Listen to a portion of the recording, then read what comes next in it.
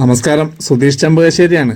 കാഴ്ചകളുടെ സ്വർഗഭൂമിയായ വയനാട്ടിലൂടെയാണ് കേട്ടോ യാത്ര. മനോഹരമായിട്ടുള്ള കാഴ്ചകളുള്ള ഒരു ജില്ല തന്നെയാണ് വയനാട്. വിനോദസഞ്ചാരികളുടെ പറുദീസയാണ് കേട്ടോ ശരിക്കും വയനാട്. ഈ കാഴ്ചകളൊക്കെ കണ്ട നമുക്കും ഇതൊരു പറുദീസ തന്നെയാണ്. അപ്പോൾ എന്തായാലും ഇതിലെ യാത്ര ചെയ്തിട്ടുള്ള ആളുകൾ തീർച്ചയായിട്ടും ഈ സ്ഥലങ്ങളൊക്കെ ആസ്വദിച്ചിട്ടുണ്ടാവും. ആസ്വദിക്കാത്ത ആളുകളാണെങ്കിൽ തീർച്ചയായിട്ടും നിങ്ങൾ വരേണ്ട ഒരു സ്ഥലം തന്നെയാണ് വയനാട്.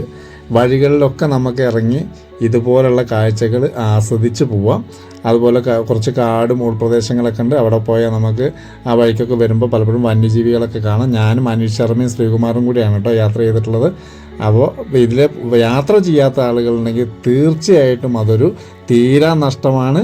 അപ്പോൾ വയനാട് ജില്ല പ്രകൃതി സൗന്ദര്യത്തിന് പേര് കേട്ട ജില്ലയാണ്. ഇത് ഒരുപാട് കാപ്പിത്തോട്ടങ്ങളും കാര്യങ്ങളും തേയിലത്തോട്ടങ്ങളൊക്കെ ആയിട്ട് എസ്റ്റേറ്റുകൾ കുറേ ഉണ്ട് ഇവിടെ.